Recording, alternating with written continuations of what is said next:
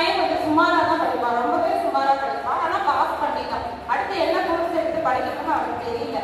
அவங்க அம்மா வந்து என்ன பண்ணுறாங்க, அவங்க கிளாஸ் டீச்சரை போய் கேட்குறாங்க, இந்த மாதிரி என் பையன் ரொம்ப கம்மியான மார்க் வாங்கியிருக்கிறான், அவன் வந்து எதுலேயுமே லாய்க்கு இல்லாமல் இருக்கிறான், எதுலேயுமே அவனுக்கு இன்ட்ரெஸ்ட்டும் இல்லை, அவனுக்கு எந்த டேலண்ட்டும் கிடையாது, அவன் என்ன படிக்க வைக்கிறதுனே எங்களுக்கு தெரியல.